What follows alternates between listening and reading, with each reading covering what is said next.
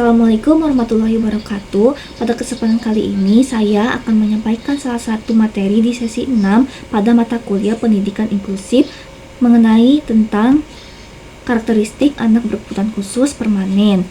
Nah, di materi kali ini tujuannya kita mampu memahami berbagai karakteristik anak berkebutuhan khusus permanen. Lalu tujuan yang kedua, kita mampu membedakan karakteristik anak berkebutuhan khusus permanen. Sebelum kita masuk pada karakteristik anak berkebutuhan khusus atau ABK permanen, mari kita mulai dengan memahami apa sih sebenarnya yang dimaksud dengan ABK permanen. Pengertian dari ABK permanen yaitu anak berkebutuhan khusus atau ABK yang bersifat permanen adalah anak-anak yang mengalami hambatan belajar dan hambatan perkembangan yang bersifat internal dan akibat langsung dari kondisi kecacatan, yaitu seperti anak yang kehilangan fungsi penglihatan, pendengaran, gangguan perkembangan kecerdasan dan kognisi, gangguan gerak, gangguan interaksi komunikasi, gangguan emosi, sosial, dan tingkah laku. Nah, dengan kata lain, anak berkebutuhan khusus yang bersifat permanen sama artinya dengan anak penyandang disabilitas. Kita masuk pada karakteristik yang pertama, yaitu karakteristik khusus anak dengan gangguan penglihatan atau tunanetra. Nah, di sini karakteristik yang pertama sering menabrak ketika bergerak. Lalu yang kedua, kesulitan membaca huruf pada buku bacaan atau tulisan pada papan tulis.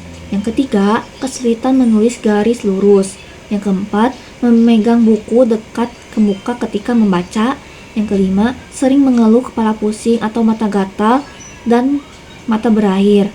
Lalu selanjutnya, bentuk dan warna bola mata berbeda. Bola mata bergoyang-goyang, mengecil atau berwarna putih. Lalu selanjutnya, mereka sering meletakkan barang di tempat yang salah. Lalu selanjutnya, mereka sering hendak terjatuh jika melewati rintangan jalan. Lalu selanjutnya, mereka sulit meniru gerak. Selanjutnya, sulit mengenal gambar jika berwarna kurang kontras. Lalu yang terakhir, suka meraba barang yang dipegang atau yang ada di dekatnya. Keterbatasan visual tersebut tentu sangat membawa pengaruh langsung pada keterampilan akademis mereka, seperti dalam hal membaca dan juga menulis biasa, karena mereka tidak bisa mengenal bentuk huruf konvensional dengan mata. Mereka membutuhkan alternatif alat bantu khusus seperti huruf braille atau buku suara. Masuk ke karakteristik yang kedua, yaitu karakteristik khusus anak dengan gangguan dengar atau wicara. Nah, yang pertama itu, mereka tidak menyadari adanya bunyi atau suara. Yang kedua, mereka tidak melihat ke sumber suara. Yang ketiga, mereka terlihat mendekatkan telinga pada sumber bunyi. Yang keempat, telinga mereka mengeluarkan cairan. Yang kelima, sulit untuk berbicara dengan kata yang tidak jelas dengan suara keras. Lalu selanjutnya, sulit untuk mengungkapkan perasaan dengan tepat. Selanjutnya, cenderung menggunakan mimik atau gerakan tangan dan tubuh untuk berkomunikasi seperti bahasa isyarat. Lalu yang terakhir, cenderung pemata atau melihat anak lain melakukan sesuatu sebelum dia melakukan apa yang diminta. Nah, karakteristik yang ketiga yaitu karakteristik khusus anak dengan gangguan kecerdasan di bawah rata-rata. Nah, yang pertama itu perilaku tidak sesuai dengan usia atau kekanak-kanakan. Lalu yang kedua, mereka sulit memahami hal yang abstrak. Yang ketiga, mereka sulit mengingat atau daya ingat mereka lebih lemah. Lalu yang keempat, mereka sulit mengikuti instruksi yang panjang atau yang rumit. Lalu yang kelima, mereka sulit untuk mengendalikan emosinya. Lalu selanjutnya, ada yang memiliki wajah mirip. Lalu selanjutnya, ada yang bicara kurang jelas dan ada juga yang mengalami kesulitan untuk bergerak. Lalu selanjutnya, di sekolah, nilai hasil belajar untuk semua pelajaran ada di bawah nilai rata-rata kelas. Karakteristik selanjutnya yaitu karakteristik khusus anak dengan gangguan gerak. Nah, yang pertama, mereka sulit untuk menggerakkan tubuh. Yang kedua, mereka sulit untuk berpindah dari suatu posisi ke posisi lain. Yang ketiga, mereka sulit untuk meraih sesuatu di tempat yang tinggi atau rendah. Yang keempat, gerakan tubuh cenderung kaku atau layu. Yang kelima, mereka sering terjatuh. Yang terakhir, bila terjadi kekakuan pada otot bicara, maka di antara mereka dengan gangguan gerak juga akan mengalami gangguan bicara, seperti pada mereka yang cerebral palsy atau CP. Nah, karakteristik selanjutnya yaitu karakteristik khusus anak dengan gangguan emosi dan perilaku.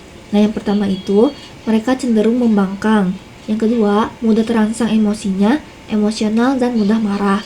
Yang ketiga, mereka sering melakukan tindakan agresif, merusak dan juga mengganggu.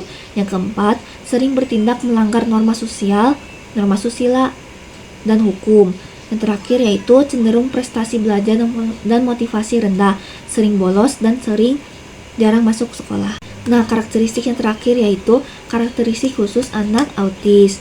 Nah, yang pertama, memiliki aktivitas yang berulang-ulang. Yang kedua, terlambat dalam perkembangan komunikasi dan juga bahasa. Yang ketiga, rentan terhadap perubahan lingkungan atau perubahan aktivitas rutin. Yang keempat, tidak ada kontak mata. Yang kelima, menunjukkan respon yang tidak biasa terhadap pengalaman sensorik. Selanjutnya, mengalami hambatan dalam bahasa dan interaksi sosial. Selanjutnya, pada beberapa anak dengan autisme, ada yang memiliki kemampuan khusus yang berkembang sangat baik. Selanjutnya, sebagian anak dengan autisme menunjukkan hiperaktivitas dan fokus perhatiannya rendah.